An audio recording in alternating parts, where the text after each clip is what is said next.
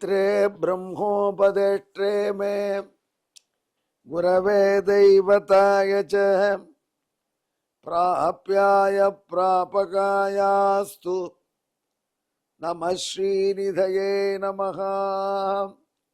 नमो वेंकटेशाय वेंकटतुरैवार्क्कु नमः।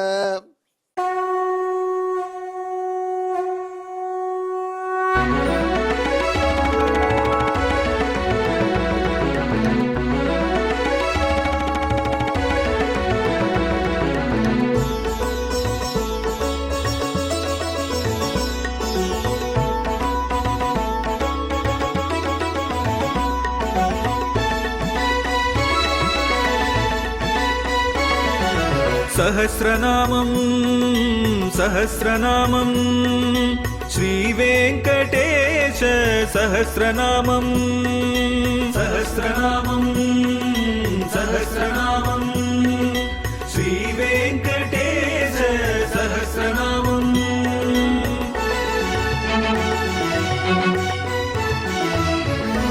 உலகில் கலிவினை தோஷம் அகற்றும் நாமம் சஹஸ்ரநாமம்.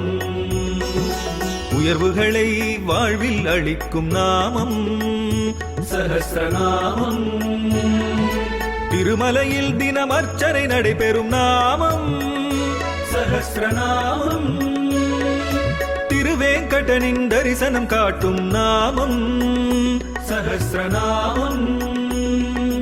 सहस्रनामं सहस्रनामं श्रीवेङ्कटेश सहस्रनामं सहस्रनामं सहस्रनामं श्रीवेङ्कटेश सहस्रनामं।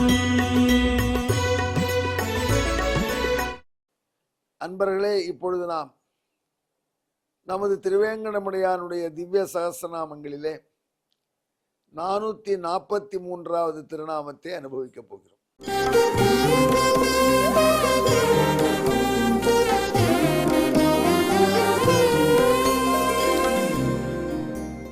இது யுகாக்ராந்தன் என்று திருநாமம். இதை 2 வழியாக சொல்வார்கள். யுகத்தை ஆக்கிரமித்தவன் யுகாக்ராந்தன், அதாவது எம்பெருமான் யுகத்தின் கட்டுப்பாட்டுக்கு அப்பாற்பட்டான். அவனிட போய் கலி கதையெல்லாம் பேச, அவன் நினைச்சால் அது கிருதயுகம், அவன் நினைக்கவில்லை என்றால் அது கலியுகம். இப்படி யுகத்தை ஆக்கிரமித்தவன் யுகாக்ராந்தன். அதனாலதான் கலியுகத்திலோட தர்மம் நடக்கும். அவன் பேரை சொன்னான். இப்படி கூட கலியுகத்தில் ஒரு உண்டா என்ற ஆச்சரியப்படும்படியாக தர்மங்களை செய்து வைப்பான். அவன்கிட்ட பிரார்த்தித்தால் யுகாக்ராந்தனாக திகழ்வான். நானே அதிசயப்பட்டேன். ஒரு ஊருக்கு போனோம் நாங்கள். அந்த ஊரில் போனால் அங்கே போட்டிருக்கு, இங்கே உண்ணவாருங்கள். அதோட அதிசயம் அந்த ஊர் பஸ் ஸ்டாண்டில் இறங்கினேன். இறங்கின உடனே 2 பேரும் இதை பிடிச்சுட்டாங்க, வாங்க வாங்க வாங்க. ஒரு உடம்பு ஒரு ஆட்டம் ஆட்டுது. இந்த ஊரில் இறங்கினோடனே வாங்க வாங்க ரெண்டின்னு பிடிக்கிறாங்களே. என்ன விஷயம்னா சாப்பிட்றதுக்கு கூப்பிட்றாங்க. இப்போ தானே பஸ்ஸில் வந்து இறங்கியிருக்கேன், நான் போய் குளிச்சுட்டு வரணுன்னு. வாங்க, நம்ம இடத்துல சாப்பிடலாம், நம்ம மண்டபத்தில் சாப்பாடு உண்டு அப்படின்னு ஆளை பிடிச்சி தேடி வந்து சாதம் போடுறாங்க. இப்போவும் நடக்கிறது அந்த தர்மம். அப்புறம் ஆச்சரியப்பட்டேன், இப்படி யாரும் வந்தவனை வீட்டுக்கு சாப்பாடு இல்லை அனுப்புகிற காலத்தில் கூட இது கலியுகத்தில் பஸ் ஸ்டாண்டில் பிடிச்சி இழுத்து ஆளை கடத்தின்னு வந்து சாப்பாடு போடுறாங்க. இப்படி ஒரு தர்மம் நடக்கிறது எம்பெருமான் பேரில், ஸ்ரீவேங்கடமுடையான் பேரில். அது ஒரு கிராமம். அந்த கிராமத்தில் இவ்வளோ பண்ணுறாங்க. அந்த கிராமத்தில் வந்து ஒரு சின்ன சீனிவாச பெருமாள் கோயில், அவ்வளோதான். ஆனால் அபரிமிதமான உணவு டெய்லி வரவங்கள எத்தனை பேர் இருந்தாலும் சாப்பாடு போடணும். அப்படி பெரிய அந்த பெருமாள் கோயிலோட அந்த கோயில் மடப்பள்ளி பெருசு. அங்கே சாப்பிடுவாங்க, உட்காந்து சாதம் போடுறோம். ஒரு ஊருக்கு போக வேண்டாம், இந்த ஊர்லேயே இருந்து இந்த சாப்பாடை சாப்பிட்டு ஆனந்தமாக இருந்துடலாம் அப்படின்னு தோணும். அப்படிப்பட்ட ஒரு நிலைமை எப்படி பண்ணுறான் இந்த கலியுகத்தில் கூட. கலியுகத்தில் யாருக்கும் சோறுபடாமல் எல்லாத்தையும் அள்ளி அட்டசூலா ஜனபதாக என்று கலியுகத்தில் மக்கள் எல்லாம் அட்டத்தை விற்பார்கள். அதனால் அட்டத்தை விற்பது, அட்டத்தை விற்பது அப்படின்னு ஒரு ஃப்ரேஸ் பாகவத மகாத்மியத்தில் வருது. அது அன்னத்தை விற்பார்கள். ஒரு காலத்தில் நம்ம நாட்டில் அன்னத்தை விற்பது பெரிய பாவம். ஹோட்டல் பிஸ்னஸ் பெரிய பாவம். அப்படின்னு இந்த உபன்யாசம் நாமல்ல 44ஆம் பட்டஜியர் பண்ணுறார். கோவில் மடத்து 44ஆம் பட்டஜியர் பண்ணின உபன்யாசம் மக்கள் மனசில் பதியும்படியாக அற்புதமாக பண்ணுறார். பெரிய அனுபவசாலி, பழுத்த பழம். அவர் முன்னாடி ஒருத்தர் இருந்தார், ஹோட்டல் நடத்தின்னு வர்றார் 3 தலைமுறையாக. அவர் நேராக போய் விழுந்தார் அவர் காலில். சுவாமி, எங்கள் 3 தலைமை இந்த தொழில் தான் எங்களுக்கு தெரியும், நீங்கள் இந்த சோத்தை விற்கப்படாதுன்னு சொல்கிறீங்களே, இந்த பாவம் போகிறதுக்கு நான் என்ன பண்ணுறதுன்னார். அவர் சொன்னார், ஜியர்வாள், இந்த பாரு, நீ எல்லாரையும் சாப்பிடுவான்னு கூப்பிடுறியா இல்லையா, அதுவே பெரிய புண்ணியம்.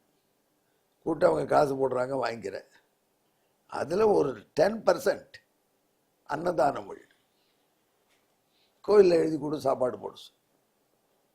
ஆனால் ஒரு காரியம் மட்டும் பண்ணிடாது, அந்த ஏகாதசி அன்னைக்கு மட்டும் யாரையும் சாப்பிட கூப்பிட்றாரு. ஏகாதசி அன்னைக்கு ஒருத்தனை சாப்பிட கூப்பிட்டா எவ்வளோ பாவம் தெரியுமா? மற்ற நாளில் ஒருத்தனை சாப்பிடக்கூடாதுன்னு விரட்டி விட்டா எவ்வளோ பாவம், அவ்வளோ பாவம். இது ஒரு தெரியல, நல்ல வேலை, அதனால என் கல்யாணத்தை ஏகாதசி அன்னைக்கே வைக்கிறேன்ட்டு ஒருத்தர். ஏன்னா யாரும் சாப்பிட கூப்பிட வேண்டாமே, லாபமாச்சே. மக்கள் எப்படிலாம் சிந்திக்கிறாங்க பாருங்க. அவர் சொன்னபடி கொஞ்ச நாள் நடத்தி பார்த்தார். ஆனால் அண்ணா வாங்குவோன்னு ஒரு கூப்பிடலன்னா எப்படிடும் ஹோட்டலுக்கு. அதனால ஒரு காரியம் பண்ணிட்டார், இன்று ஏகாதசியை முன்னிட்டு விடுமுறைன்னு போர்டு போட்டார். அப்படியே கடைசி வரைக்கும் ஃபாலோ பண்ணார். இப்போ கலியுகத்தில் ஏகாதசி இன்னைக்கு ஹோட்டல் சாப்பாடு போடாமல் ஹோட்டலில் 10% சாப்பாடு தானமாக பண்ணக்கூடிய ஒரு நிலை இருக்குமான்னு பார்த்தா அதிசயமாக இருக்கு. இது யார் பண்ணினாலும் திருவேங்கடமுடையான். திருவேங்கடமுடையான் நினைச்சான்னா அந்த யுகத்தை ஆக்கிரமித்து தன் ஆட்சியில் வச்சுப்பான். நினைக்கலன்னு வச்சுங்க, நடிப்பான் அவனும் நம்மளை போல. இது இந்த கோயில் இப்படி அனுபவம் பண்ணுறாங்களே. நான் கூட வருத்தப்படும், கோயிலுக்கு போவோம், கோயிலுக்கு போனால் நம்ம பொங்கலுக்கு இவ்வளோ நெய் கொடுன்னு கேட்பாங்க, கொடுப்போம். அந்த அந்த நெய் பெருமாளை காட்டவே மாட்டாங்க. அதை பற்றி தேரருந்தர் ஆண்டவர் வேடிக்கை அந்த காலத்தில் சொல்வாராம் பெரியவர். ஏன்பா இந்த கோயிலில் மண்டபப்படிக்கு தளிகை விடுறோமே பெருமாளை பிரசாதத்துக்கு, அந்த பிரசாதத்தை பெருமாள் எப்பொழுது சாப்பிடுவார்? எப்பொழுது சாப்பிடுவார்? சில பேர் சொன்னாங்க, அந்த பெருமாளுக்கு பிரசாதத்தெல்லாம் முன்னாடி படைச்சிட்டு திரையை சேர்த்து திருமணியை அடித்து பெருமாளுக்கு அச்சாட்சம் சொல்லி அர்ச்சகர் நிவேதனம் அடிச்சே சாப்பிடுவார். அப்படியா, அப்படி சொல்கிறியா நீ அப்படின்னு அவர் கேட்டார். உடனே இன்னொருத்தர் கெட்டிக்கார், அப்படி சொன்னால் அவர் அதை ஏற்றுக்கலன்னு புரிகிறது. அதனால் அவர் சொன்னார், அந்த பிரசாதத்தை பக்தர்களுக்கு விநியோகம் பண்ணுறதுக்கு தான் பெருமாள் சாப்பிடும், அதை அப்படியே வீட்டுக்கு எடுத்து போட்டால் பெருமாள் சாப்பிட மாட்டார் அப்படின்னு சொன்னார். நல்லா நல்லா சொல்கிறீங்க கூட, இதுவும் நல்ல கான்செப்ட் தான் அப்படின்னார். இதுவும் நல்ல கான்செப்ட் தான் சொல்கிறாரு, இதையும் ஏற்றுக்கலை போல் இருக்கே.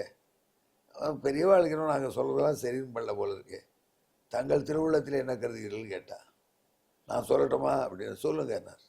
அவர் சொன்னார், இந்த பிரசாதத்துக்கு லிஸ்ட்டு போடும் பொழுதும் பெருமாள் சாப்பிட்றார்.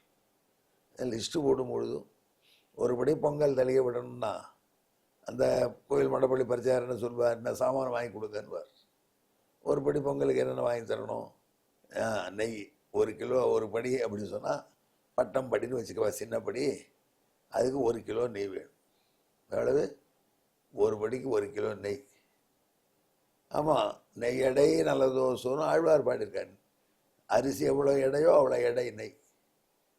ஆஹா, இந்த கதையை கேட்டு தாய்மாரெல்லாம் ஆச்சரியப்படுவாங்க, இந்த தப்பாக சொல்கிறானே. ஆனால் 1 கிலோ நெய் ஊற்றினா எவ்வளோ பிபி வரும், எவ்வளோ கொலாஸ்ட்ரால் ஏறும், என்னவோ சொல்கிறான் அப்படின்வாங்க. இன்னும் சில பேர் சொல்கிறாங்க நெய் நல்லது, கொலாஸ்ட்ரலுக்கு ஒன்றும் ஆபத்து இல்லைன்னு இப்போ சொல்கிறாங்க. அப்படியாவது போகிறாங்க. இப்போ 1 கிலோ அரிசி, அதுக்கு லிஸ்ட்டில் 1 கிலோ நெய் போட்டான். முந்திரி பருப்பு ஒரு 200 கிராம் முந்திரி பருப்பு. இது பட்சம் மிளகு, சீரம், அப்புறம் வேணா உப்பில் என்ன பொங்கல் என்ன போட போகிறோம், அவ்வளோதான். உப்பு கொடுத்துரு, அரிசி, நெய், இப்படி லிஸ்ட்டு போட்டு கொடுத்துட்டு வாங்கி வச்சிட்டான்.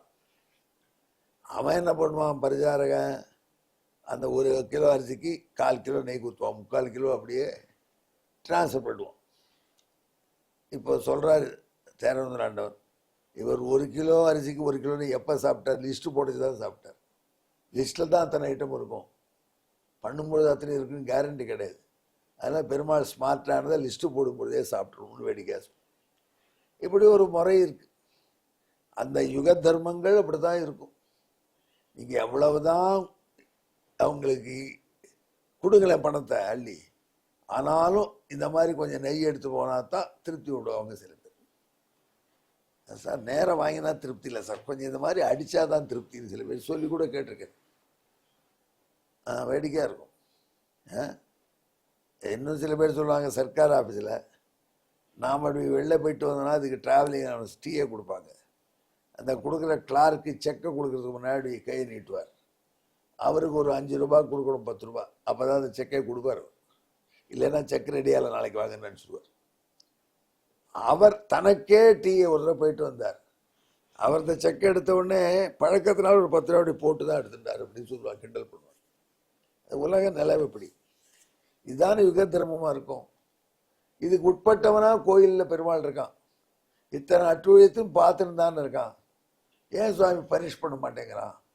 தெய்வம் நின்று கொள்ளும்ங்கிறீங்க, எவ்வளோ நாள் நிற்கும் அப்படின்னு கேட்டான். அவர் சொன்னார், அப்பா நினச்சார்னா பகவான் இந்த யுகத்துக்கு அடங்கினா மாதிரியும் நடிப்பான், நினச்சிட்டா இந்த யுகத்தை தன்னுடைய கண்ட்ரோலில் வச்சுப்பான். இது ரெண்டுக்கும் பொதுவாக நாரதர் யுகாக்கிராந்தன் பெயரை வச்சார். யுகத்தை ஆக்கிரமிப்பவன் யுகாக்கிராந்தன், யுகத்தினாலே ஆக்கிரமிக்கப்பட்டவன் யுகாக்கிராந்தன். எப்படி ஒரே பேரில் ரெண்டும் சொன்னார். அவன் சங்கல்பத்தை பொறுத்து அவன் செய்வான். அதில் எம்பெருமானுக்கு யுகாக்கிராந்து என்கிற திருநாமத்தை சமர்ப்பிக்கிறார் நாரதர். இதுவரைக்கும் நான் சொன்னதை உங்களுக்கு ஸ்லோகமாக சொல்றேன்.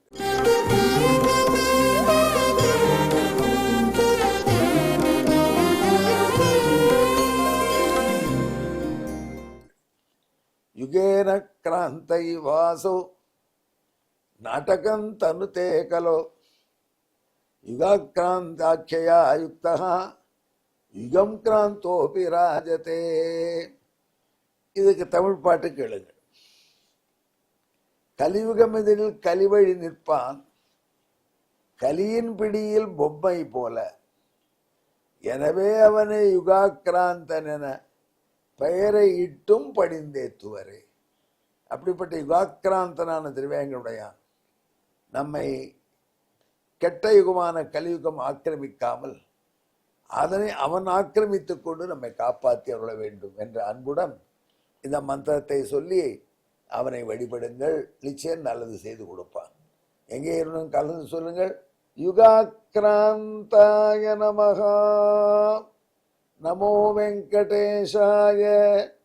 வெங்கடத்துறைவார்க்கு நம. நன்றி, வணக்கம்.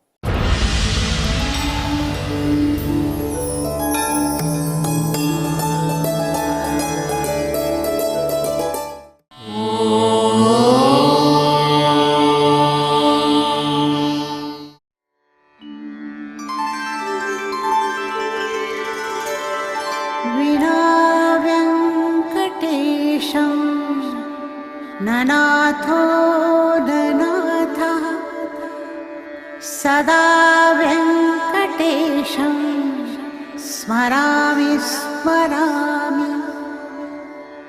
हरे वेङ्कटेश प्रसीद प्रसीद. प्रियं वेङ्कटेश प्रयच्छ प्रयच्छ.